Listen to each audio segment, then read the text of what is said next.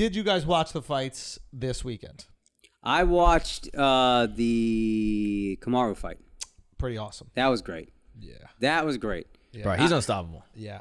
Unstoppable. Kamaru is fucking Yo, great. Colby did his thing, though. I thought after the second round he was done. Come on strong. But that motherfucker fought, dude. I think he won 2 rounds at least. Yeah. I think it was 3-2. 3-2 is what I would have thought. But I think you could probably give that second round, make it like a 10-8 round. Yeah, because he got him twice. Yeah. I mean, I thought it was done after that second round. Yeah. I thought if it was 10 more seconds, it's over. Yeah.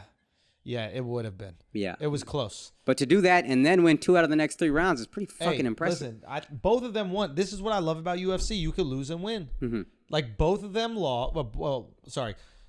Michael Chandler and Colby Covington lost their fights. Mm-hmm. Neither of their stock went down per se. Yeah. Because we watch the fights because of entertainment purposes. Yeah. Right? We're like, I just want to be entertained. So who's going to entertain me the most? Yeah, fight of the night. That's all I want. That's it. Yeah. That's who really wins. Yeah. And Chandler was tweeting yesterday with Conor McGregor. Mm-hmm. And he's like 2022, a picture of Conor McGregor. After a loss, he's calling out one of the biggest names of the division after a loss. And then Conor goes, I think we'll definitely do that later on down the line. Great fight, mate. Yeah.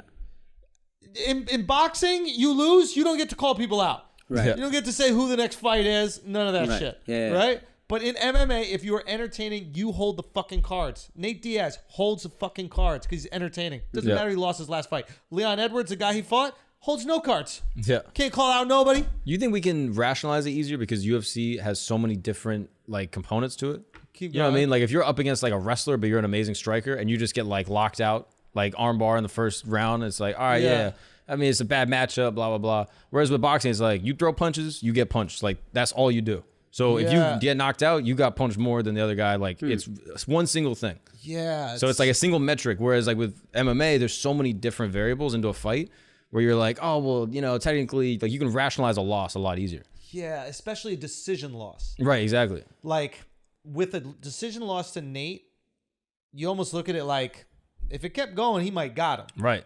Even with Colby, I don't think if it kept going that Kamaru would have lost still. Mm-hmm. But you could make the argument like Colby was coming on as the rounds went on. Yeah. And so you're like, if this was on the street, because I think we view it as a street fight. You're like, if this was on the street, shit, like maybe if they just kept fighting, there's no rounds. Maybe if they kept fighting, it would have got gas, and that would have been it. It would have been it. But then you could also say maybe in the second round, Kamaru would have just finished him. But there's that. I think Nate Diaz even said that after his loss to Leon Edwards, like in the 5th round. Remember, he rocked him, and he like staggered him. He was, dude, if this is a street fight, it's over. It's like you're wobbling around. You got saved by the bell. Yeah. Now it's still your job to knock that motherfucker out. Yeah. But there's something different about the sport. It's like provide entertainment, and I think Michael Chandler, in his fight, realized he wasn't going to beat Gaethje, and I think he tried to win the night. Just put on the best show. I think there was a moment where he started like playing to the crowd more, and Gaethje's still landing, but he's able to take the shots. Maybe Gaethje's a little bit tired.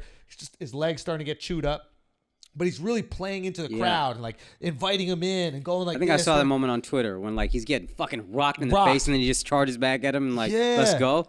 That shit'll make you like somebody. So Chandler's a smart guy. Like he really understands the marketing aspect of UFC. He's just went from, I think it was like Bellator, and now there's a huge difference in talent from Bellator to UFC. Right. Like massive.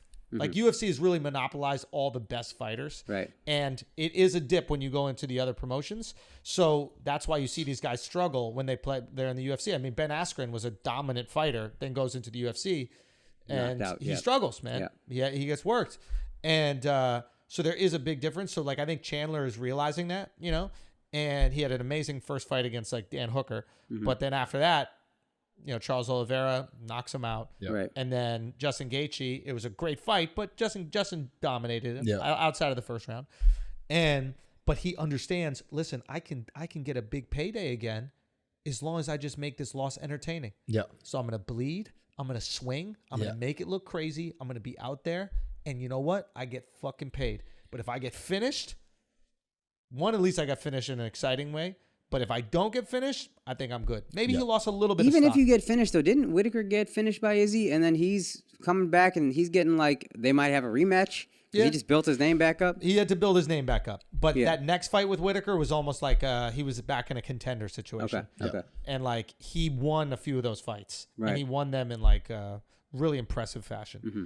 And because of that, it was like, okay, he's the next in line. And then he had to wait for Izzy to basically clean out the division. And that's kind of what's left. And then you're back. Yeah, I like Robert Whitaker as a fighter. Like, he's a really good fighter. I don't think the UFC likes him. In other words, like, why? I think they like stars. Yeah, he's just not. Yeah, like the UFC loves Mike Perry. Just he's not good enough to fight the guys in the UFC. But like, if Mike Perry was as good as Robert Whitaker, give him whatever he wants. A fucking superstar. Yeah. Like, they like the characters. They like the stars. They like Colby. Colby was talking about this. Yeah. Colby was about to, I heard a crazy story. Like, Colby was about to get cut no matter win or loss in his fight when he went to Brazil. Yeah. He went to Brazil to fight maybe Damian Maia or something like that. Somebody. In Brazil. Win or loss, they said they're cutting him. They just don't like his character or whatever. Afterwards, he records that promo where he's like, Brazil, I own you, this, that, the other. It might even have been after Conor did the I own Brazil thing. Okay. But he records that promo. The promo goes so viral, UFC can't let him go because there's already so much free marketing. Yeah. Like, imagine you got 10 million impressions. You literally go to your marketing department and you go, what would it cost us to get 10 million impressions? Yeah. And they go, $300,000. Yeah.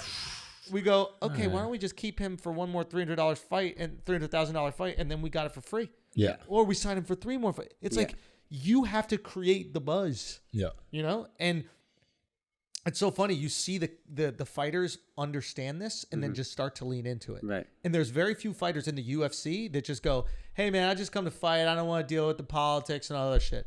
It's like even the Dagestani guys. Yeah. Right? The Dagestani guys are the most respectful, like Muslim. You know, we have to respect the sport, respect this. You may, Khabib is all out here like, why do we even need ring girls? What's the point of this? You know what I mean? Like, now these young Dagestani motherfuckers, hey, I eat everybody. Yeah. Division is mine. Playing to the lore. Like, I wrestled bears, bro. Like, we all wrestle bears. Like, my dad's a bear. My mom's a bear. Like, I'm a bear, bro. 100%. So it's really interesting how, like, you can get people to behave in a certain way just by reward. Yeah. You don't even have to tell them to do it. They'll see the other people being rewarded for the behavior, and they'll just naturally fall in line. Yeah, because you have to. For survival. Yeah, it was pay-per-view. You gotta be worth paying for. Mm-hmm. And if you're not, what are we doing? Yep. Fighting to motherfuckers. That's a very small percentage of people who just want to see fights. Yeah. I have to be emotionally invested to watch people beat the shit out of each other. Yeah. I have to have a rooting interest. Yeah, it's so true. A fight for me as very much a casual, when I don't know the personalities involved, I have no interest. You need carnage. Or carnage. I need carnage. And even then, I'm like, I don't even hate one of these guys. They're just getting the shit kicked. Both of them getting the shit kicked out of each other. But if I don't like one of the guys or I really like one of the guys, do what you got to do, man. Yeah. So I think you need to build up persona. Yeah. You got to be really well liked and or hated. Izzy loved and hated. You got to watch it. Yeah. Yeah. What was your favorite fight on the card? Probably Gaethje versus Chandler. Yeah. I mean, Gaethje is just such a fascinating guy. The way that he fights is just unbelievable. What do you mean? Just the amount of risk he takes. Oh, yeah. Like, he sits there in the pocket. He puts himself in harm's way on purpose. Stays exposed. Yeah, he has the skill to not. Yeah. Right. Like, he could be a way less interesting fighter. Yeah. Like, but he chooses to stay in the zone, and he counters well. He'll slip, but he understands he's going to get cracked, and he gets cracked. He gets wobbled. He gets hurt, stays in there. Yeah. And basically says the same thing every single. I'm going to take them into deep water. I'm going to drown them. And that's what the fuck he did. Yeah. And Michael Chandler didn't drown, but he took him into deep water. Right. Like, Chandler had Gaethje fucking hurt. Yeah. It looked like he almost had him out of there in the first. Right. Just like with Charles Oliveira. And then he couldn't get it done the first. And then second, Gaethje came on strong. Those leg kicks are just fucking crazy. I just love watching the guy fight. I'll just keep watching him fight. And I think he's fighting for the belt next. Charles Oliveira or Dustin Poirier. And then we're going to see what happens, man. Do you think Kamaru, they're saying he might be the greatest pound for pound ever? I think some people are saying. They're comparing him to GSP. I think they were saying welterweight. Welterweight. I saw some people saying he has a shot at being the best. I mean, look, you look at the numbers, it's impressive. Yeah. I mean, it's really impressive. He's dominant, man. I think he's only lost one. I thought it was like maybe his first. It was like his first fight, like I think, or second fight, something like that. Yeah. So it's unbelievable. And he just keeps getting better. Like the striking. That's what I was going to say. It seems like he keeps getting better. Yeah. It seems like he just keeps getting better. Yeah. Yeah. As of now, they're saying that if Leon Edwards is going to fight Masvidal December 11th. Yeah. So you think if Leon Edwards beats Masvidal, she should? Yeah. That would be the next Kamaru fight? That could be the next Kamaru fight. Or you make Colby fight Masvidal or something like that. I mean, I don't know. Masvidal probably needs a win. You know what I mean? Like Masvidal's lost. He's so likable. 15 times, but it's Leon Edwards 19-3 against Masvidal 35-15. Yeah. Leon should win that fight. But there's like some good story to that fight. I mean, like Masvidal punched him in backstage. It was really cool. Oh shit. Yeah, so it was like there's like fun build up to that fight, and then Masvidal can promote the fuck out of a fight. He knows how to do it. He's an interesting guy. But if he loses again, we're looking at like a few losses in a row, and then I don't know. I don't know. I'm just curious. I'm curious to see who Colby fights next. Yeah, I was wondering that. Had a lot of heart, man. And I think he won people over at the end with the sign of respect between both of them. I think even people who hated Colby were like, "Oh, that was cool. That was a cool moment." Yeah, people like to see heart. Yeah. They like to see someone get their ass fucking kicked and keep on going. Yeah.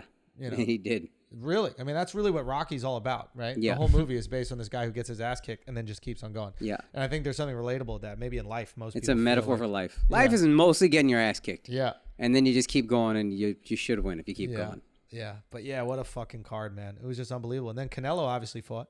Yeah. And, Canelo is just dominant. Did what we all thought he was going to do.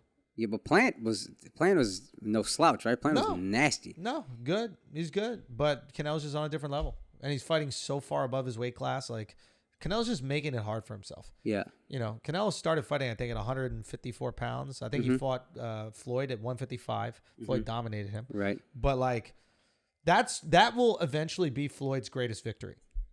What's really interesting to happen right now with, like, Floyd and Canelo is that the greater Canelo gets in terms of his legacy, the greater that victory, that flawless victory that Floyd had over Canelo becomes. That was the most, again, don't know much. I saw, Floyd's last 8-9 fights. That was the most impressive one. Yeah. Like, I've watched everyone from De La Hoya on. That was the one where I was like, God damn, this is a clinic. Yeah.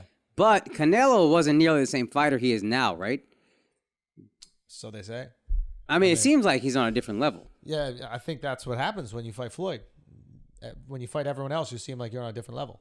When you fight Fair enough, Floyd, but Triple G. So this is what I was wondering about Canelo's place in history. He loses to Floyd. Triple G.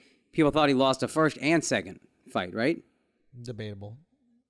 Then they had the trilogy, and then he beat his ass pretty handily the third time, right? I mean, all of them are debatable. I thought that the first one was really close, and it could have gone Triple G. Okay. I think the second one, people thought that could have been Canelo, but they're both debatable. Okay. But he won both of them. But then he has a steroid scandal. So, like, this is a guy who, it seems like, very far outside, he's going for one of the greatest ever. How much does all that stuff early on hurt him? The steroids with the meat. I think what hurts him is that we don't know his personality that much, and he doesn't speak English, so he doesn't like resonate to the American people. And just boxing is on the decline. We're just not that interested in it. Right. Like if Canelo was an MMA fighter fighting in the UFC and he was this dominant, this would be a different story. Yeah. I mean, we're talking about global superstar. Right. And right now, because there's not that much interest in boxing, there's not a lot of American boxers that we're, super, I don't know how to say it, like, just engaged by, like they don't have a promotional apparatus like the UFC. The UFC is constantly putting out these fucking crazy promo clips that make every fighter on the roster, no matter how many losses they have, look like the greatest fighter in history. Right. So you're just getting charged up constantly. Like the WBC, who was one of the sanctioning parties for boxing, is not doing that with its boxers. Right. There's no promo coming out with boxers. Unless you're a boxer and you put your own promo out. And if they're doing it, it usually sucks. Yeah. You need the best editors in the world. UFC is hiring the best editors in the world to make that shit look incredible. And it gets you gassed up. Right. And the only time that happens with boxers is if they're fighting for HBO. Yeah. But HBO or Showtime or whatever one of these pay-per-view outlets is. But like those pay-per-view outlets don't own the boxer. Right. So they have no vested interest in making that boxer big. Uh-huh. They're just doing these one-off things. Yeah. Like maybe you have a deal with Showtime. Maybe you have a 2-fight deal. Mm-hmm. But the UFC owns these motherfuckers. So they're like, if I own them, I'm going to make them as big as possible so I can make as much money on them as possible. Right. Right? Like, if I am paying them a guaranteed salary, no matter how popular they are, this is their guaranteed salary, I might as well make them more popular so that I get that difference in income. Yeah. Right? If I make them $100,000 popular and I'm paying them $100,000, I break even.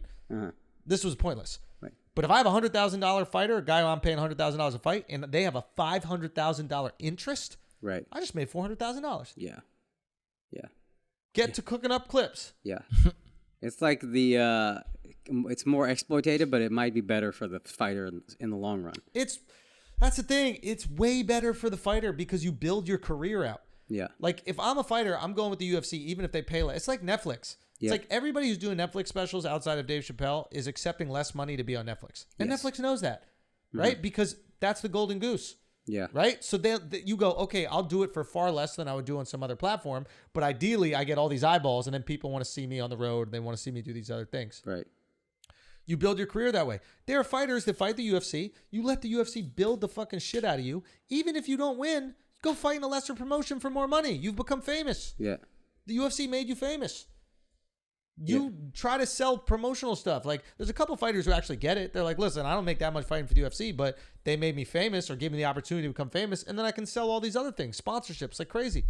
UFC's not taking their sponsorship. Yeah. You got a CBD company giving you money? Get that money. Go ahead. Izzy got a CBD sponsor. Go ahead. Boom. Sean O'Malley's doing it. Yeah. Izzy got tons. It's like, use the opportunity, use the platform, use the leverage, because no other promotional company knows how to promote fighters like this. Yeah. Now, you could always fight for more, even wages, that kind of shit. Like, go for it. I'm not telling you not to. Right. But also recognize what you got. Yeah. If you got in this game to only be a fighter and not do any promo and not entertain, you got in the wrong game. You should have stayed in the Olympics. Yeah. Like, the Olympics is for you just win and you don't have to bring anything fun or fancy. Right. Now you're in entertainment. Yeah. Some of the guys know it, and those motherfuckers get paid. Nobody buying your fucking pay-per-view because I'm not spending $50 because you're technical. Yeah. So you're good at fucking grapples. I don't care. Yeah. I couldn't care less. Yeah. Make me like you or make me hate you. That's it. And then That's it, man.